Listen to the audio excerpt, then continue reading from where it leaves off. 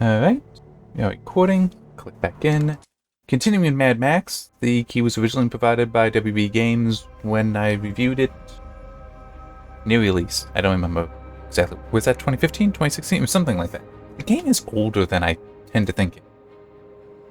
But it's still, it plays very well. It still looks pretty good. It could be better, yeah, but it's still pretty good. The final touch. We can and must lay at Dirt Gash's stronghold. Okay.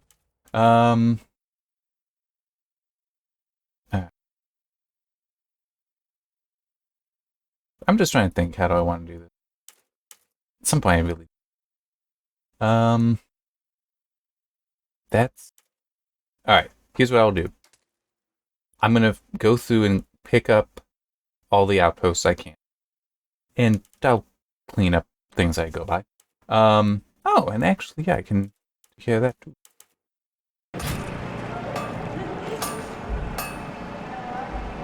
Let me... No, not that.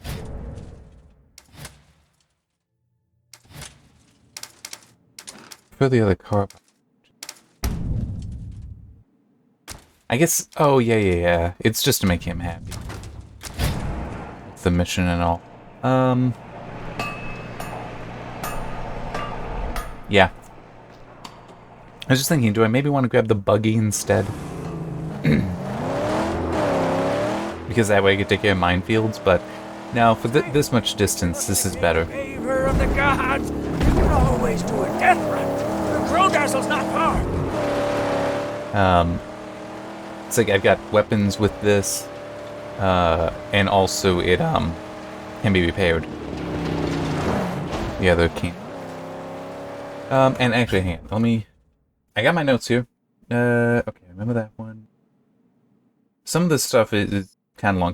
This has been a busy week. It really has been. Yeah, that actually would be a good one to start with. The Dying Light 2 Dispatch, which at the end of last week, when I was saying that there's something coming on Tuesday, that's what I was referring to. It's pretty neat. It was definitely really neat to get that. And I still have it. I need to figure out what I want to do with the poster. Probably not frame it, but I don't want to like roll it back up. I don't have a spot to put it. I should be clear on that as far as like putting it in a frame. It would be kind of neat to do that, but it is. I don't have a place for it.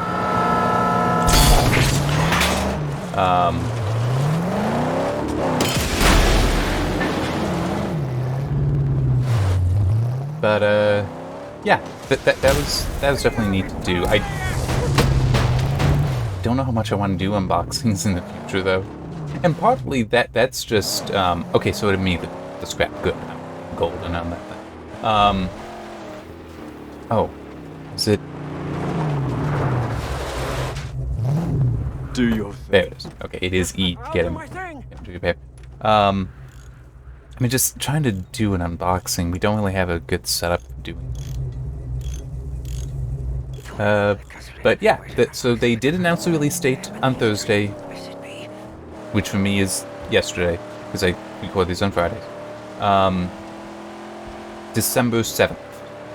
They also shared some other stuff too, like what the pre-order bonuses are, what the collector's edition contains, neat stuff like that. And of course a new gameplay trailer. I looked at all that stuff. I haven't looked at the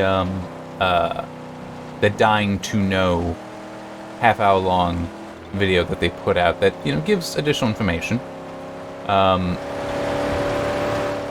the game and such. I didn't look at that just because I don't have the half hour. Fridays are always busy for me, and this has just been a weird week and a weird day.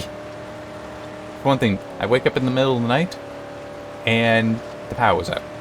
Fortunately, my computer's on a UPS, but I decided to shut it down. It's a good thing I did that because the ooh, I really knocked that thing out.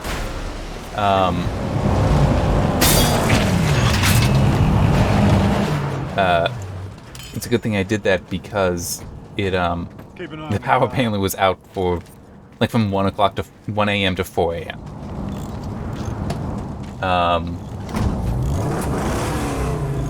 I'm just gonna let him finish up, then I'm gonna smash that.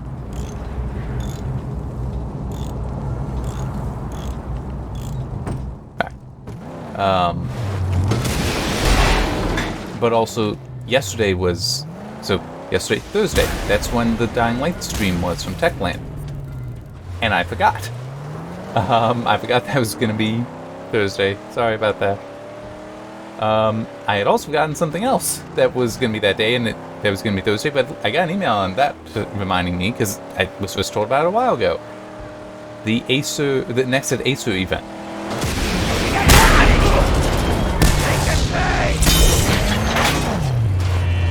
I had forgotten about that. Just like, oh, I need to watch this. Took notes, looked through the press releases. There is more stuff in the press releases than in the video of the event.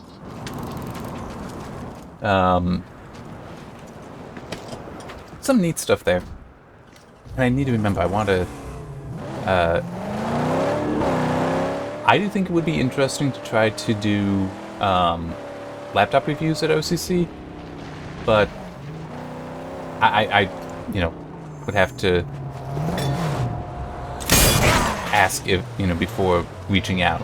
It's like, cause it's not my site. I just write stuff here.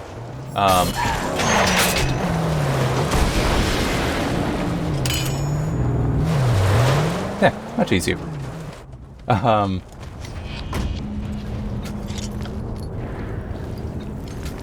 But it was... I personally am curious. I'm less impressed by it after having looked at the press release.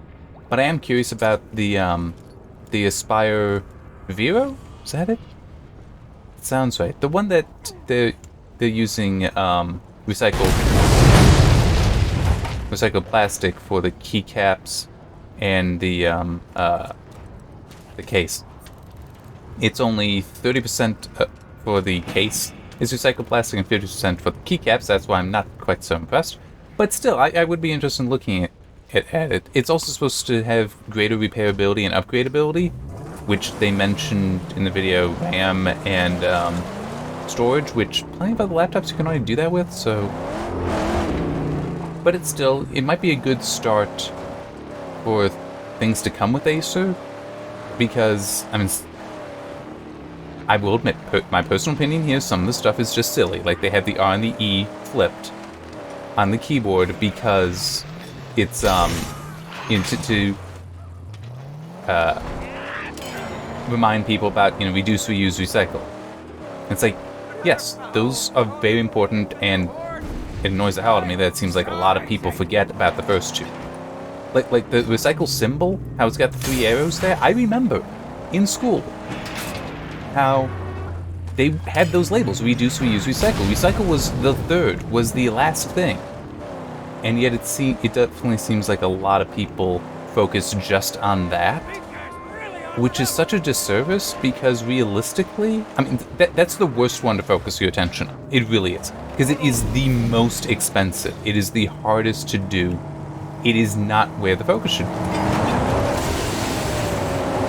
You should always be trying to reduce your consumption and then try to reuse as best you can.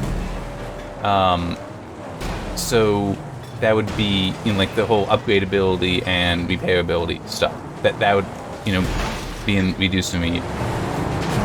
So it's like I like that they are trying to bring attention back to those two, but at the same time it's like, really, you're reversing 2 letters on the keyboard for that? That's just kind of silly.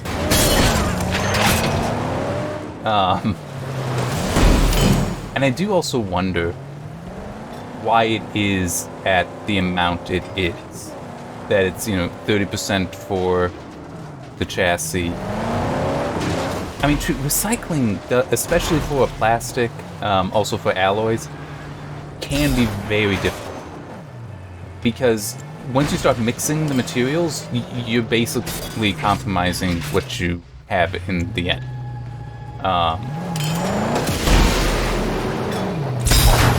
I remember seeing something, this was a while ago, concerning aluminum recycling. Because aluminum, you can definitely recycle that, but there's so many alloys of aluminum that the way a recycling plant can improve their revenue significantly is to just do a better job identifying what the aluminum is that they have. Think of it like binning for a CPU or any chip. the better you can bin it, the more money you can get out of it. Now, true, with a CPU, you don't want to have a product for every single bin. That would be every fine bin. Like, all the overclocking potentials, you wouldn't want to do that. That would be far too many. But for recycling it would make perfect sense. You would want that. So it's like, oh, this is this grade of aluminum, that goes there. This is that grade of aluminum, that's similar, but still different, that goes over there. Whereas if you're less able to identify that, then it's, you have to mix them, and so it's less valuable. And so I can understand that that's what's going on, that it's limited, but it still is. I wish, I would like to know more. I can probably try reaching out to get some of that. But it would also be neat if we could, and that, I can try asking. Might not happen, probably wouldn't happen, but I could still try asking if it's like, hey, do we want to try to get a view sample back? Because it is a neat thing. And, you know, finding ways to recycle there, even though, yes, I did say reduce and reuse, you need to do those first. It still is, you know, good to see that. Like, you can almost always find ways to do things better than you currently are. And it's nice to see them doing that, even if they are being silly with, you know, reversing the characters, the legends on a couple keycaps. It's like that. I'm sorry, that is just weird and silly.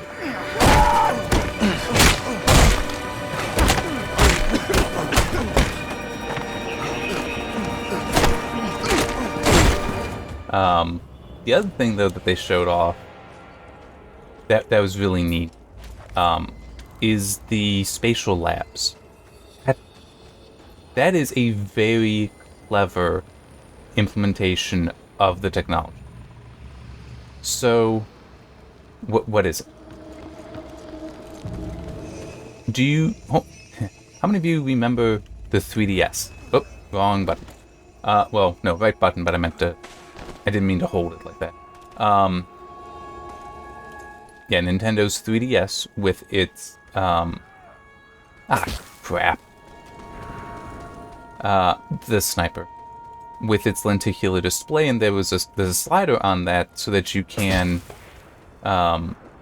adjust the strength. So in some ways you had control of that. What Spatial Labs does is kind of take that to a whole nother level, where the lenticular component to the display is active, so you can adjust it, and it's controlled along with what is being shown, the two images being shown, is controlled with a gaze tracker. So, like Max, right here, how he's standing, no matter how I move my head right now, he's in the same spot. Let me deal with... Okay, that was odd. Anyhow. With the Spatial Labs thing, because part of gaze tracking is also head tracking, it does need to know where your head is. With that, it will actually adapt the lenticular display and the images even to better show, well, to adjust what you're seeing, so you can actually, like, you know, shift your head. You can, you know, move your eyes around and get a different view of what you're looking at. And it's a lenticular system, meaning it's not exactly passive, but it's not,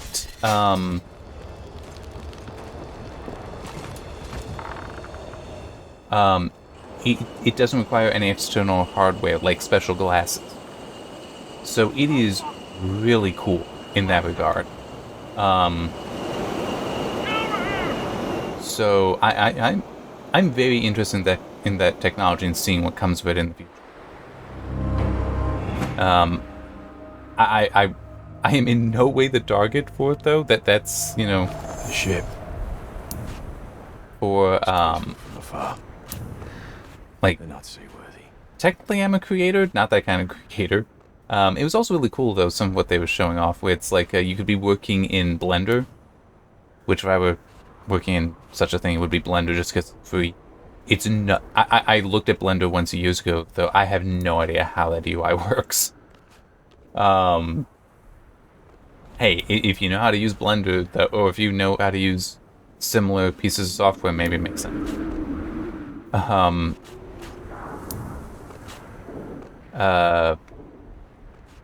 But you could have it where you go with two displays. One traditional 2D, one a spatial labs. And you can like do your editing on the 2D and then look over at the spatial labs one to get a preview of it. Of what is you working on in 3D and have that whole same Come close so I can kill you. have that same tracking capability. It really is an interesting, and I'd be tempted to say impressive design, but I don't know yet. I mean, like, I wouldn't want to say it's impressive until looking at the concept to it, though. That is impressive. That I would definitely call impressive. Because what it is in theory offering, don't know, would actually have to work with it to know for sure. But in theory, what it's offering is a big deal. Now, it would have the one important limit to it, though, which is only one person can use it at a time. You wouldn't, at least I'm pretty sure it would not be able to, or it would get far too complex to try to have it work with multiple people. But it's still, you know, I believe that for most cases, that's fine. You only need it. You only need one person to be able to work with it at a time.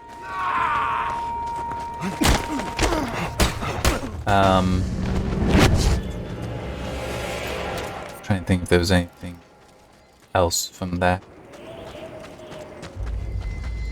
Nothing really that stood out, because a lot of it is, I mean, no offense, but a lot of it was, Might be able to roll up closer in this. you know, kind of, we know how that works already. It's like, oh yeah, they updates, refreshes to their devices. It's like not exactly novel. It is my point. The novel stuff is more what I want to focus on with talking about right now. Okay. Next will be that, which is handy. I will take out that sniper because I want it gone. Fail to recognize the sacred parts of the great spiritual schemes scattered across the hills and valleys. Thank you, Chum Bucket. Recognize their scrap as holy treasure.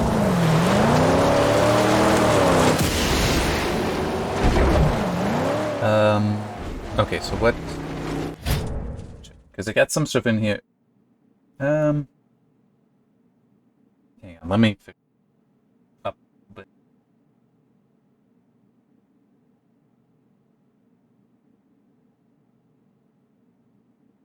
yeah, that was.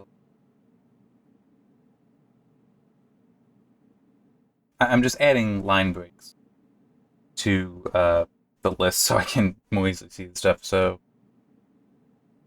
yeah, that should be next. The UE5, Unreal Engine 5, early access release of it, which, to be clear, just you know, we are talking about an early access scenario here, so it is you're not yet ready for production type stuff, but it's out there so that now developers can get their hands in it, start getting used to the tools, and come up with ideas for how to deploy things like Nanite and Lumen, and also World Partition was one of the new things shown off. What was something else? The IK stuff, which at one point I knew what that meant. Can mean only one thing. I don't remember now though what that is.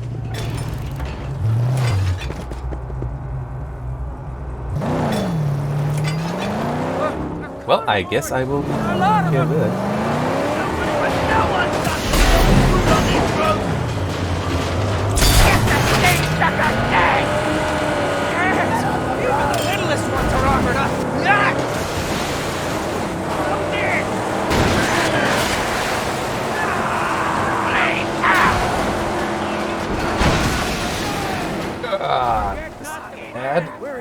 There we go. Watch your back, Saint.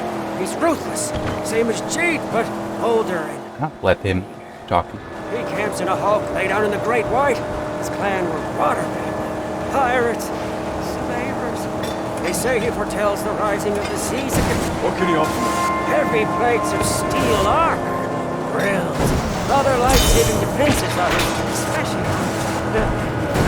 at a hefty cost, of course. Here's the chance!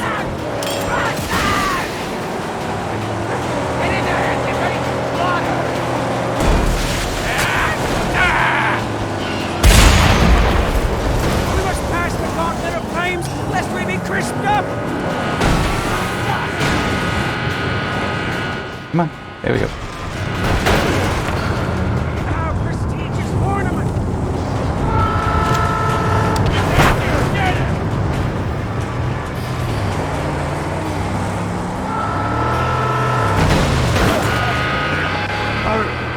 I'm doing, we're trying. Okay, good. So, reminder of the stuff in UE5. Nanite and Lumen have been shown previously. Lumen is a global illumination system that I don't know how it works yet. Because it shouldn't just be based on ray tracing. Just leave me! No! But it still was showing stuff that, you know, it's like there are people that think that, oh, that's only possible with ray tracing, kind of stuff. Like how it was very powerfully dynamic, very responsive to what you're looking at, to what the scene is, what the environment is. Nanite is more impressive, I feel, in some ways.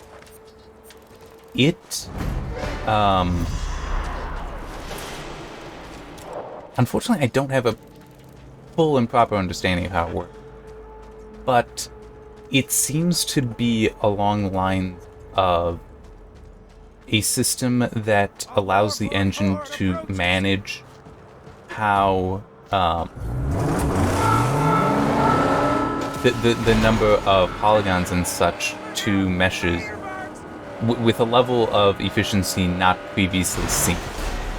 Because they're talking about, you know, like using meshes that are, you know, in the millions of polygons, which, okay, yes, we have those. Typically for the entire scene, we're talking about one mesh in a scene having all of those, and then that same mesh being present multiple times in the scene. It's not a small achievement, what Nanite appears to be. And part of the idea for it is that you could, like, you know, load up those hyper-complicated, detailed meshes and use those in the game directly, which I hope no game developer does. Just we don't need games to have that expensive of meshes in them, and by that I mean like size, expense, that they're going to be big. Although you can certainly compress them. Yes, I will protect But I you. did see, But don't be crap, long. what did he say? Please. There was a developer that used images of his dog for this. That I saw talking about it, and it was like, Gasoline. Wait. yeah, it's big at like over a gig of data for his dog. But he also was talking about how, yeah, but I could do things that wouldn't compromise quality and bring it down to like 10 meg. Some of that, I don't know. I would, in theory, I think a mesh can be compressed very well because it should be predominantly like just vector information, which is text, and that does tend to compress well. But it might also be that you know, gig size is already compressed. Don't know. But yeah, it's just, hopefully things won't get too out of control. But part of it is also, part of Nanite is with it managing it, then with the engine managing it I don't like in such a way that LOD, level of detail stuff, isn't necessary. As far as the developer having to figure those out. It would just handle that for you. So it would in theory, then always be showing the player whatever the most appropriate level of detail is on its own. And that would definitely be neat. And could really ease. You know, I'm just gonna. This is ridiculous. I just keep running. I just keep having more people here. Stay clear! The borders!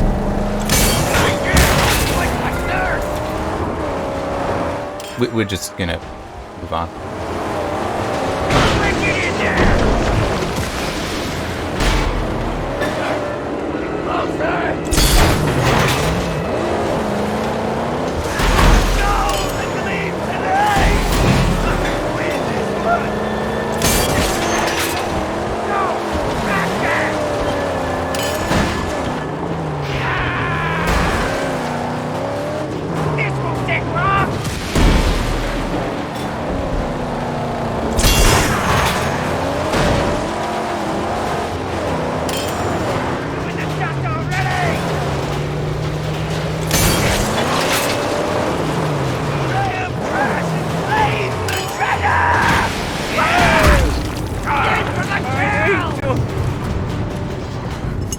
Thunderstick!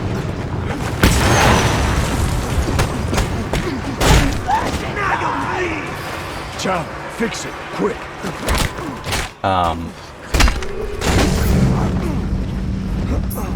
And now I'm just trying to think which of the new features. The world partition is definitely a neat thing. So that would handle breaking up a map into cells, so that it's easier for developers and such to work on it. Like they don't need to load up the entire world to work in it. Yeah, and I need to get a drink of water.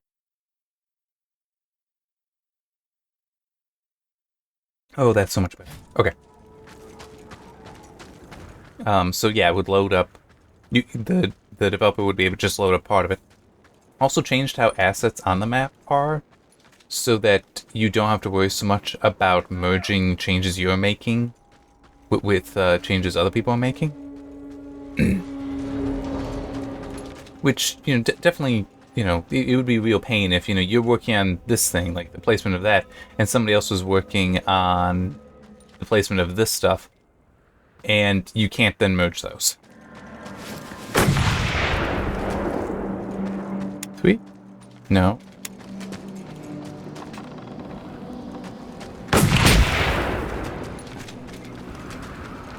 Okay.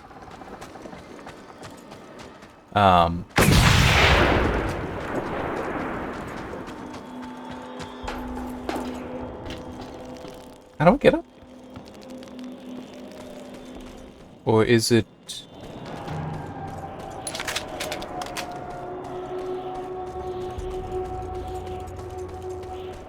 I'm not seeing how I get up there.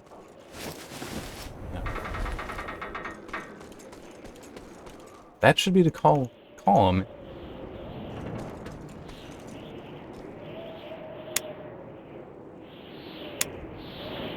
Yeah, it just won't let me call him.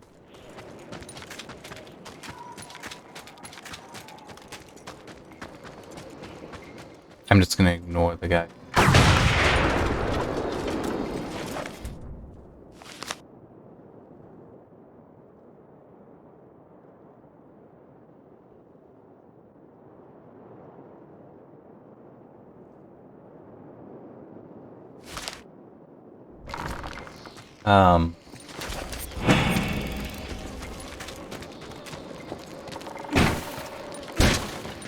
Yeah, sorry, there is enough to the Unreal Engine 5 stuff that was shown that it's not great how I'm trying to think of it, to cover it, to talk about it, while also playing the game.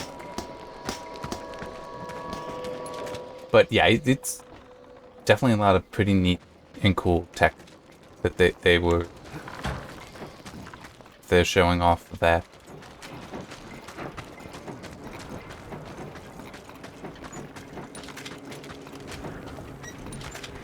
Don't know if this will work, but it will.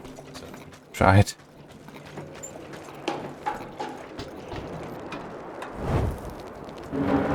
And run. It did not.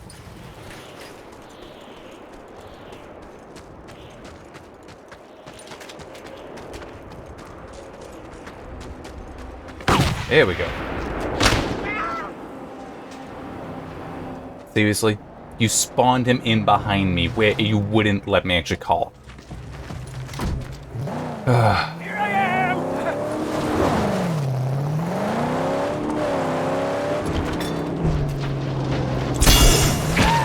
There we go. Alright. Gun hunters! The IK thing though, I also want to talk about. So it concerns with animating. They've changed a lot of stuff for how, at least they're saying that because I don't know how UE4 is for this stuff. But based on how they described it, UE4 is not that great for doing animations in it. But they, with UE5, are going to make it a lot easier. And one of the things in there that is definitely a neat thing Bless the furies of should allow you to should allow you to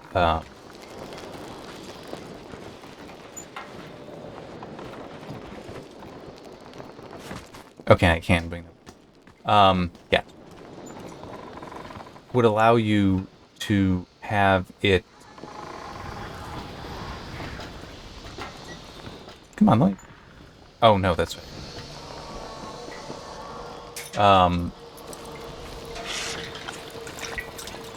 With the IK stuff, the specific demo that they gave was letting the engine figure out how to like adapt the standing pose on rough terrain or terrain that's sloped, instead of needing to have the different poses figured out already.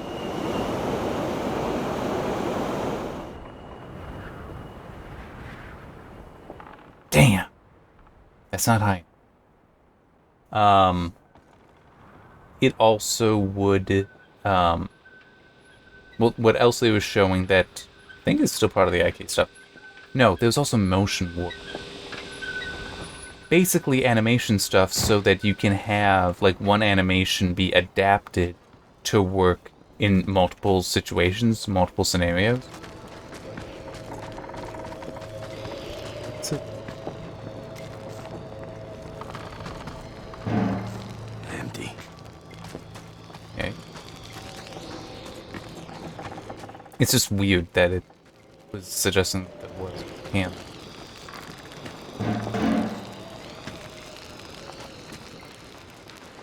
Is there still one on the magma? No. Damn! That's super annoying. There should be one around here.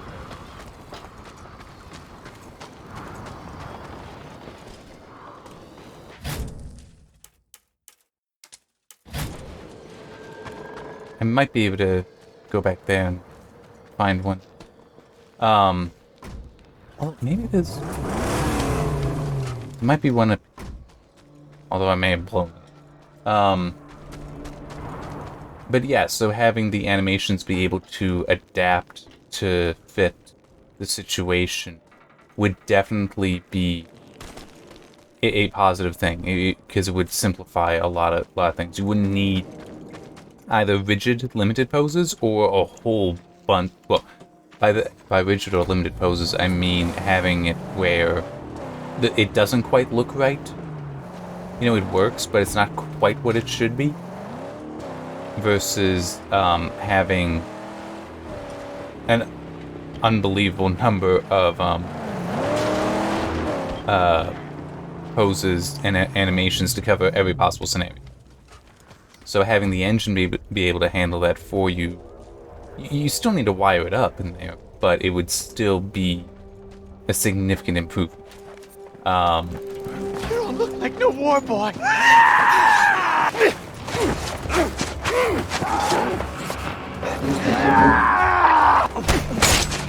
Will you wait? You regret coming here. Oh, God,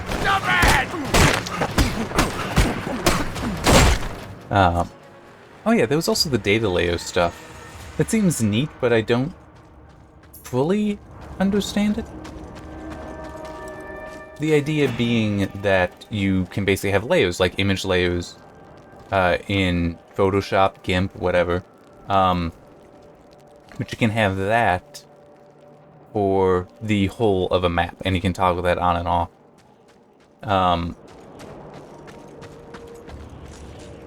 Can definitely see that being interesting.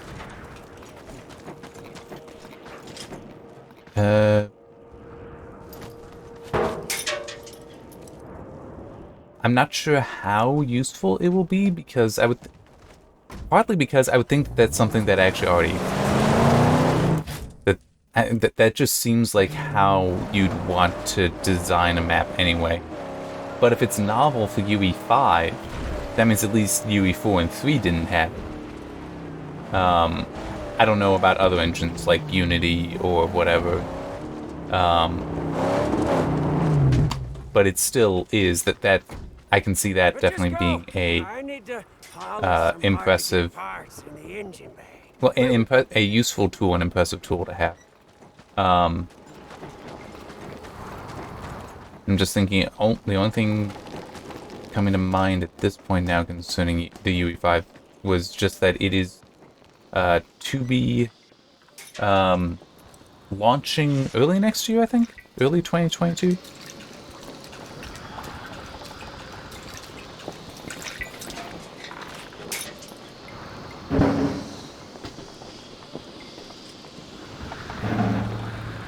Won't even let me. I want to pick it up just so I have it there and can like fill it up somewhat. Well, no, you can't fill them up. Okay, so moving on from that to try to talk about one of the many other things. Some of these are rumor stuff, so I'll leave that. One thing though, the new Humble Bundle UI for their bundles, that went live, and I at least am satisfied with seeing how a lot of people saying, yeah, this is absolute garbage. Why did you think this was a good idea? Because I remember when it was announced and they showed a preview there and I looked at it and I talked about it on the stream.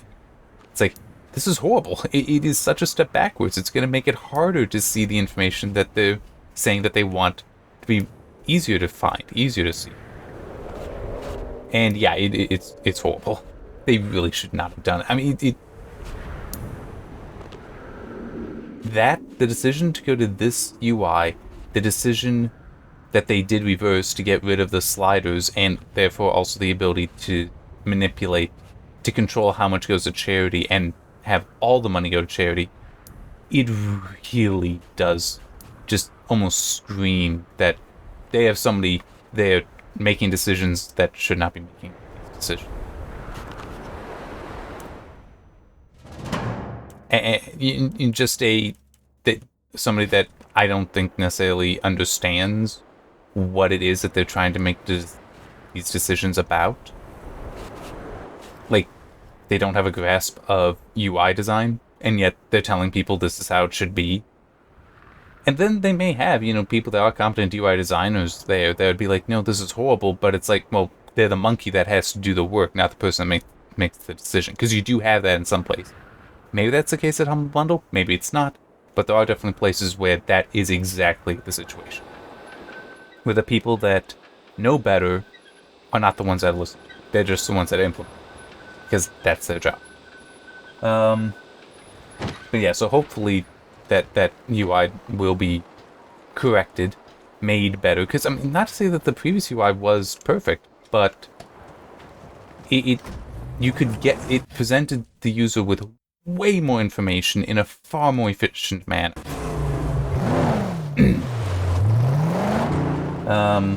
Okay, so that's rumor. Okay, and then that's for the end. So a number of rumors this week. One is that, and I just wanna, okay, that Zen 4, the next CPU series, well, next major CPU series from AMD, because there is some speculation, some belief that we might see a Zen 3.5. In any case, a Zen 4 leak is that it will be LGA, Camps are everywhere. which you might be wondering what the hell's LGA. That's the Intel socket design where it's the pins are in the motherboard and the pads are on the Understood. CPU, whereas with the PGA, what AMD has been using for years for the consumer parts, the pins are on the CPU.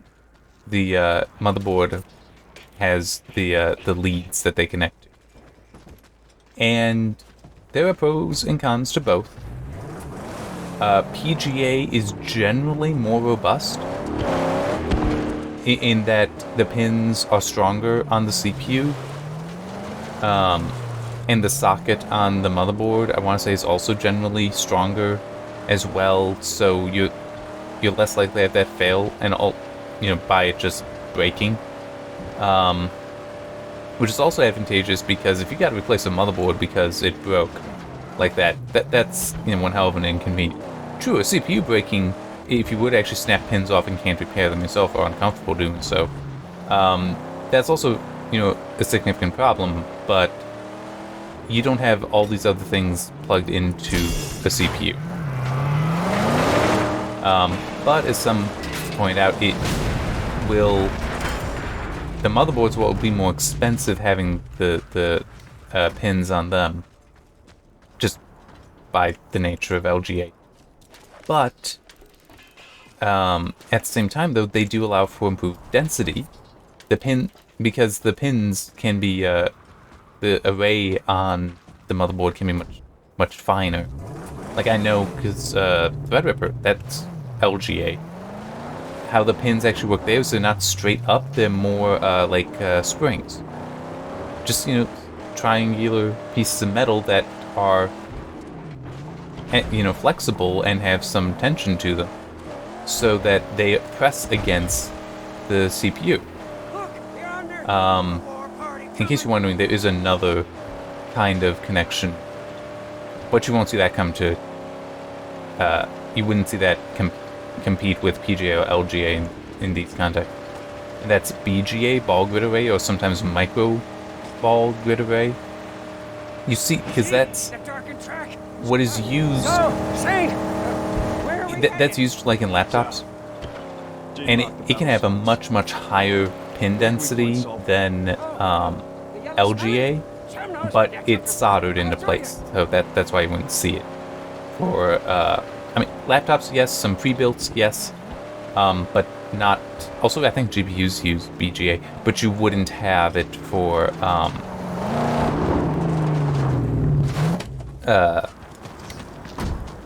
like the main consumer CPU, because you can't then build it.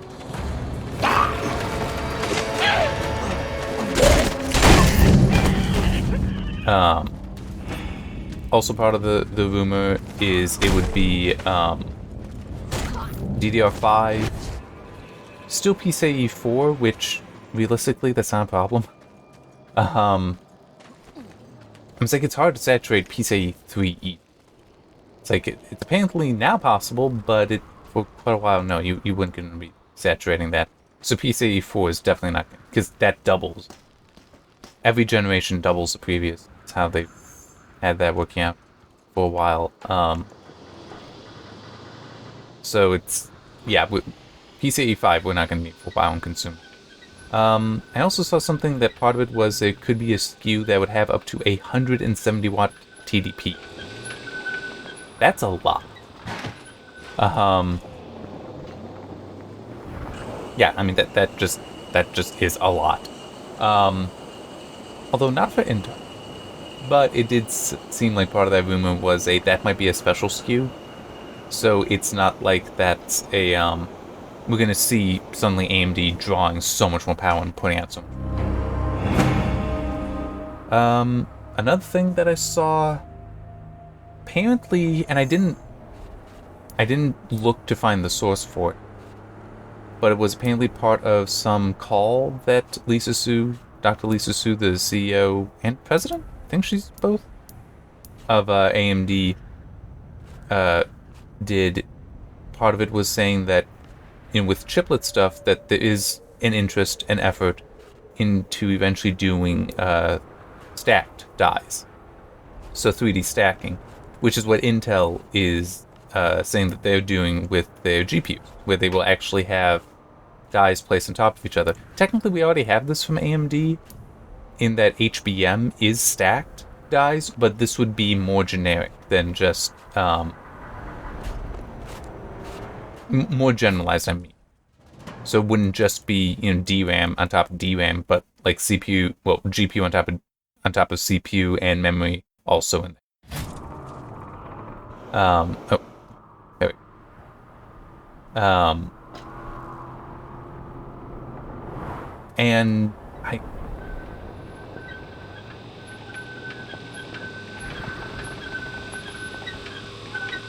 okay. And also something how I have this written in here, in the call she'd also say that CDNA, so that's the compute focused GPU architecture. That is supposed to be CDNA 2, sorry, did forget to say that. CDNA 2 Aldebaran, which was the codename for the GPU, is supposed to be releasing later this year, according to the call.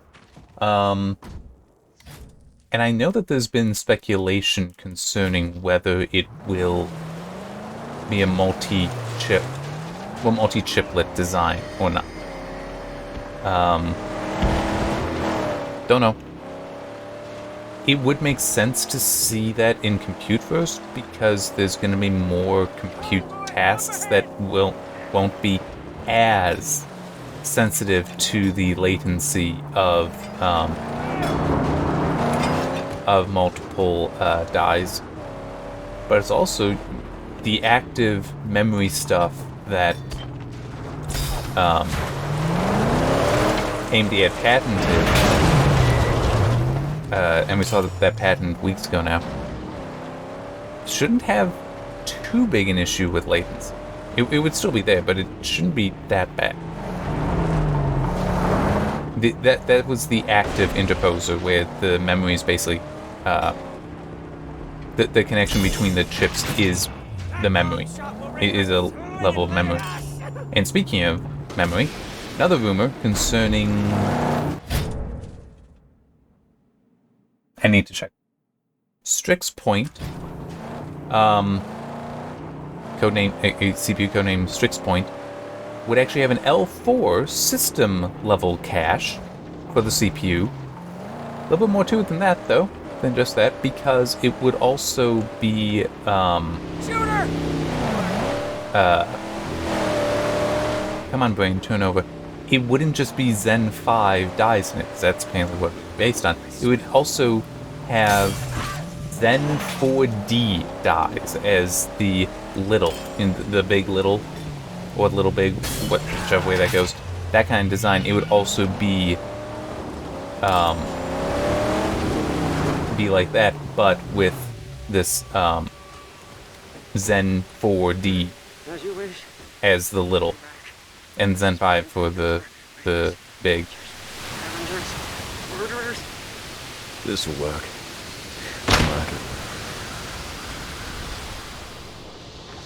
There.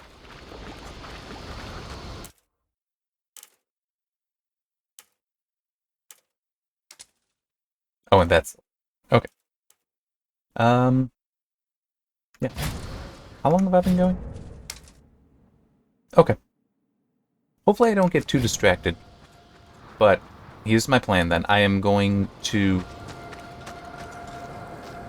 I will end at Gutgash's stronghold. I'm gonna go grab this, do that, head over here, do that, warp back here, and then go up to Gutgash. Actually, no, I take that back. I will warp... This is going to be story stuff at Gutgash. That's why I'm thinking I may wait on.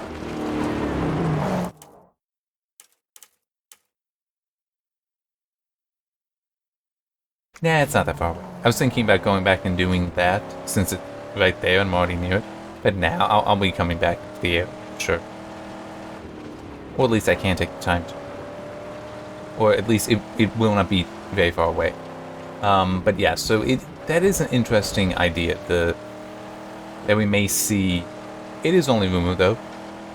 Definitely, potentially, could be wrong or subject to change. But yeah, Strick's point that CPU, or APU actually, I think there was some speculation might not be a desktop part. Yeah, there are definitely people that reject the idea of Big Little being in desktop, and it's like, it's not that unreasonable. It really isn't. There are things that... Oh, okay. That having it be...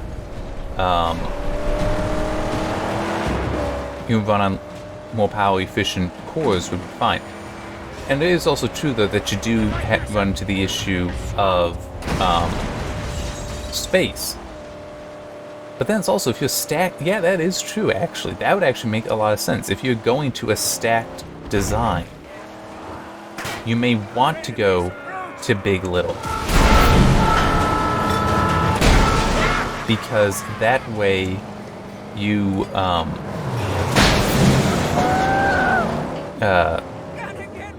can... A problem with stacked chips is heat buildup. If you have more power efficient cores in there, though, then you can rely on them more and therefore could have less heat to deal. So I could see that proving the case in the future. That we see the Go in! We're into the kill! Oh good, everybody's getting out. Perfect. Come on. That we see the Big Little used to facilitate stacking. Which would also, by going to a stacking design, you remove as much of the you remove a lot of the issue with using you're still alive. Fix now.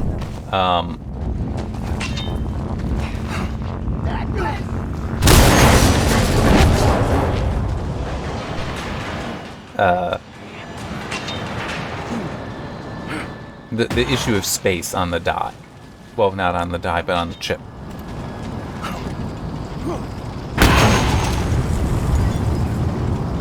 Cool, I'll put this back.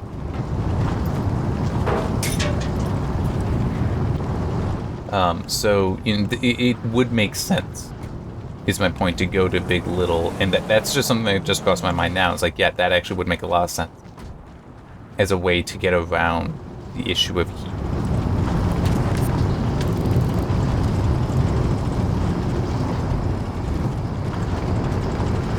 That.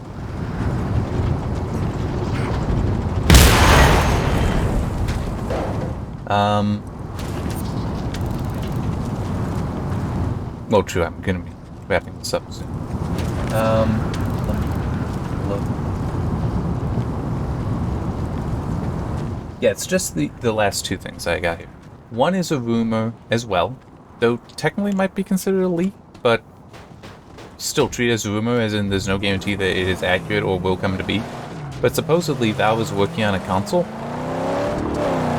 that, at least for codename, is Steam Pal. And it sounds like, based on what some have sources saying, is along the lines of something akin to the Switch. And it does kind of sound like the idea would be a device that would allow you to play your Steam library, not just at your computer. Now, whether that is a natively running it on the device, which would be possible, or streaming, don't know, but still could be interesting. It would be running Linux, which is interesting because, yes, Valve is having great success with their Proton stuff and DXVK, VK3D. What else? I feel like there's one or two more there.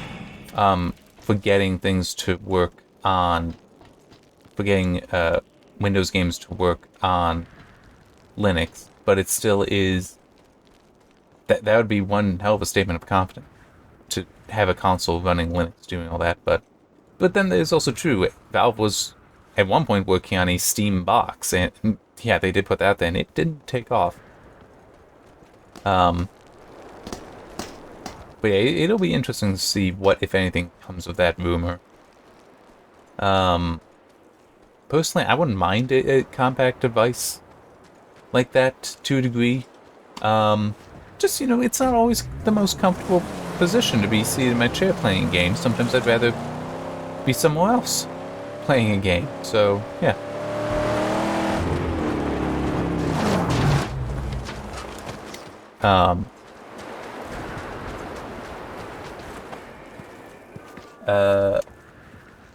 But yeah, we'll just have to see what comes. It would be interesting to see.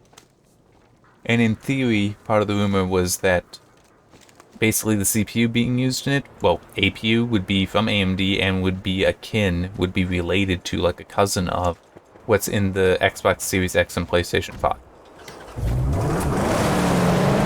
So yeah, that would be neat, but it's like we just have to wait and see. It also would make sense because of something else.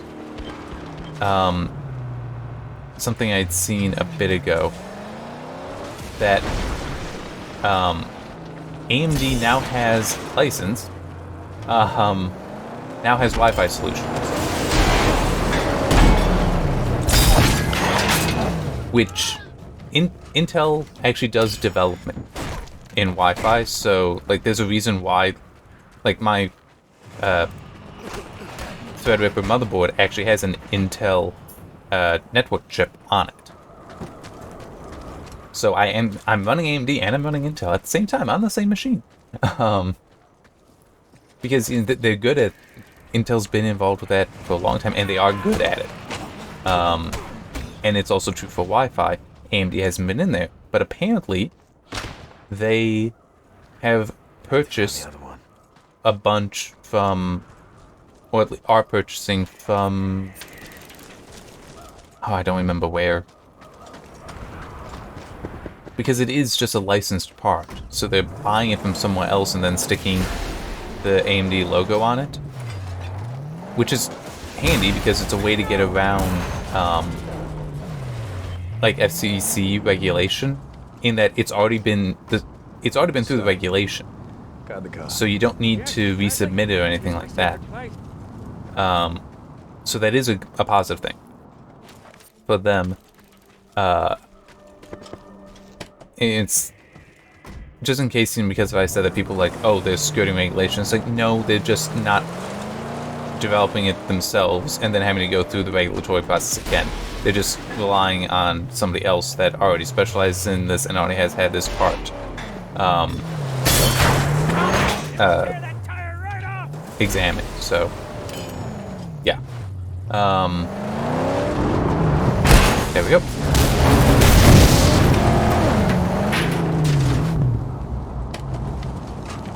So I could believe that was, if Valve has been working on this, I could believe that would be part of the reason why AMD would do that, and it's being used in other products right now. The AMD Wi-Fi chip, AMD branded Wi-Fi chip, but a Valve Steam PAL or whatever it is that it would ultimately be called, a Valve console, if it's using an AMD CPU and AMD GPU built into the CPU, if it could also use an AMD Wi-Fi chip, that would be a big deal.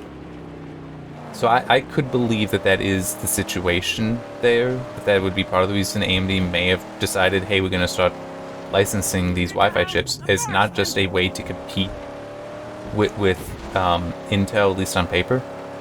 Because then you can have an entire device that is AMD, which also means then it's a single point of contact for any issues. AMD. You don't need to go anywhere else. It's like right now, if I have an issue, it's like I got AMD CPU, Asus motherboard, Sapphire GPU, G-Skill memory. What else have I got in this thing? Corsair SSD. I'm running that's SATA SSD. Samsung. Sorry, Samsung NVMe SSD, Western Digital hard drive, and a Seagate hard drive. I mean, so I'm all over the place. So being able to have more things that are just on a single brand is helpful, because then it's only that one brand that you need to go to for. Curious why those people are standing.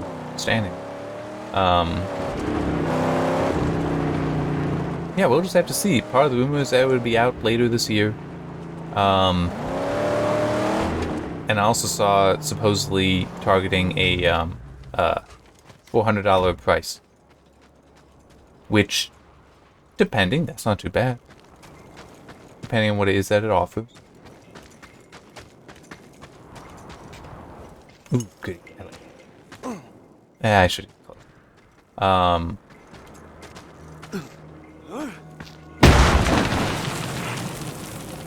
But, fortunately it's months away, so we'll have time to figure out.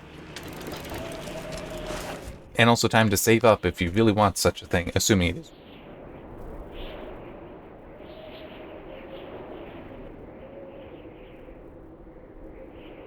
They had something, but now it's gone. It's gone no matter how much they loved or hated or bigoted. Now the last thing I got. I am working on a review.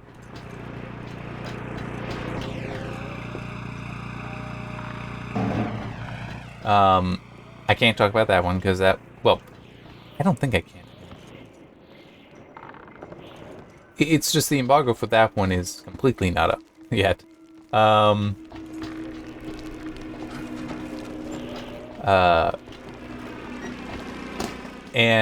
shortly after I got that review key and started working on it, I got another review. This one I think I can talk about. At least it seems more reasonable to me that I can talk about it. For Going Medieval, which is a game I had already done a preview of. I got to see a preview for that.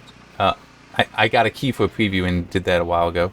And I did enjoy it, so I'm looking forward to doing this review. But unfortunately, because I started on the other review, I'm not going to be able to meet embargo date for this one. Unfortunately, there is... I can't say what the review embargo date is, but there is a video embargo date that is from up today, Friday. So I know I can talk about that. That it's like, yes, I do have a key. In theory, if timing had worked out differently, would be able to would have something that I could show. Although I wouldn't, because if timing worked out better, I would have a review for when the review embargo is. And I also admit I don't remember what that day. But because of this other review, yeah, it'll be a bit afterwards. But I do intend to review it because I did enjoy the preview, and I definitely want to see how it comes out, how it has turned out since then. And I actually got another review key today. I don't remember what that embargo date is, so I don't want to say what it is. But it's like in this 1 week, you got 3 review keys. At least with Going Medieval, I'm confident I can expect it to be fun. I will say this, though, and I'll say it when I start doing it. I intend to start playing that like how I said I feel one should in the preview, which is I'll start it at first without the threat of bandits and stuff. Like, so I can just learn the game, play the game. Personally, I do enjoy that kind of management stuff. I genuinely do like that gameplay, so playing that way is quite comfortable. And then this third game, I haven't followed it as closely. I do cover it. Have covered some news from it. Yeah, I don't know what I can expect from that. Except I do think it will be a long process for that. It is a longer game, I want to say. We'll just have to see how that goes. Oh wait, that's what happened.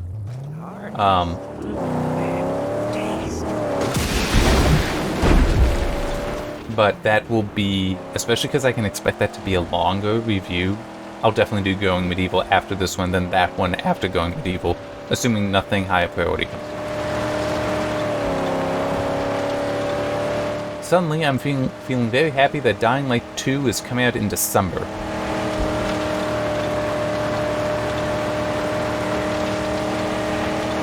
Yeah! Now comes Lord Scrota's horde! Yeah, I'm ignoring them. Convoy, up ahead! Ah, crap. Alright, we're going the same way, though. So, well, we'll see. We'll see what happens here. What carries a great and powerful artifact? There, Saint! Another pillar of smoke! Oh, I'm already over here. I didn't realize I was this close.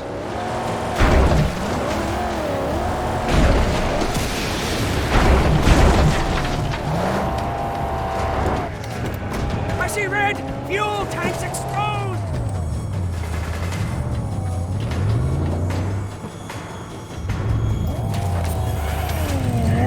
This wasn't a battle. This was a slaughter. These roadkill are cut to pieces. There.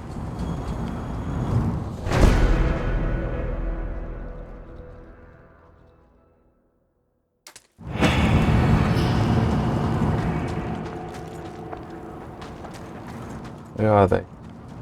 Here they are.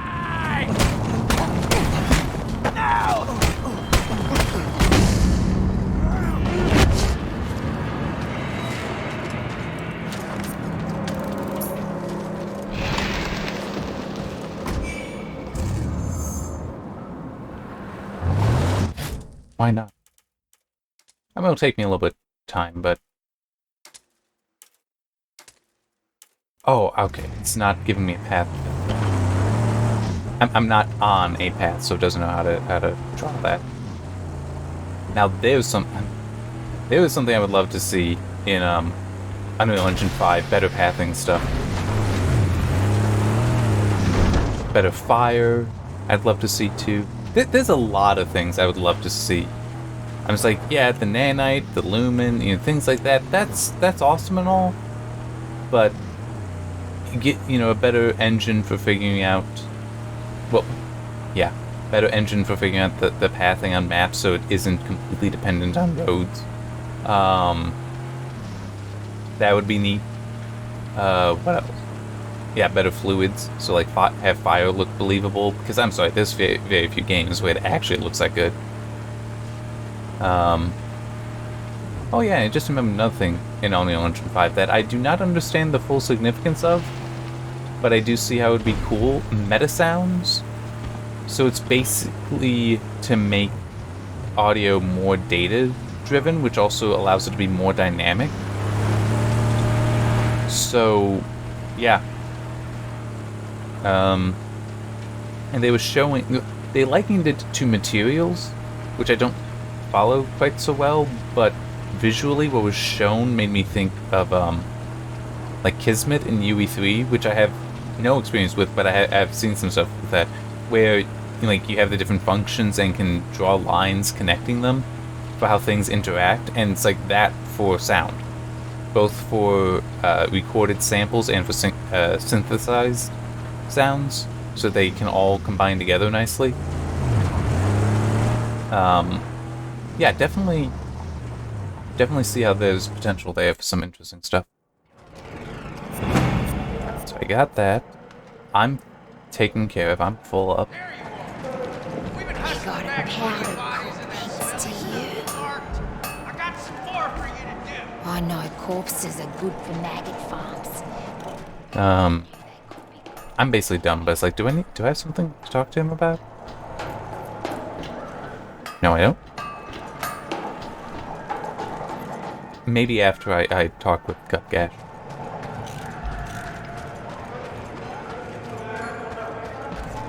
You know what? I will hold off on doing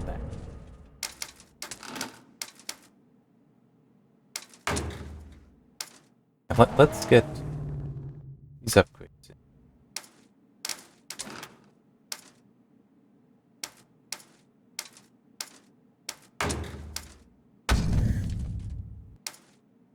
You just do this clean stuff, I'm thinking.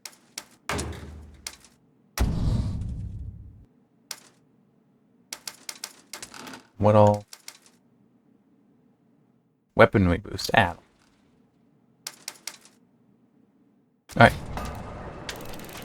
Good thing your Uh, mum sulfur. We got plenty and more coming all the time. Okay. I just... There's nothing else special except for that, but I don't know why. Oh, yeah, I can see that being useful. I don't really need it, though. The whole thing there about having a spot that you can get fuel. It's like so long... at an hour, I never run out of fuel in the Magnum Opus. And I can always start here, or at least visit here, and refuel.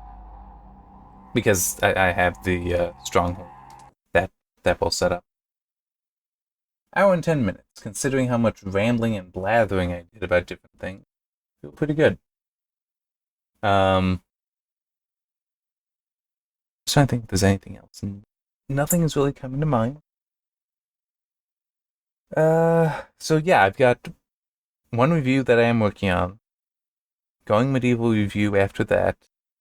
Another review that I will hopefully be able to get to after that. We'll see.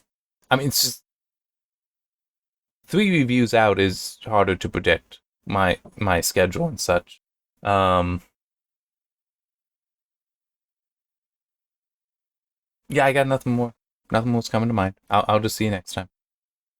And have a good Memorial Day weekend for those of you that are celebrating it. Yeah. See you then.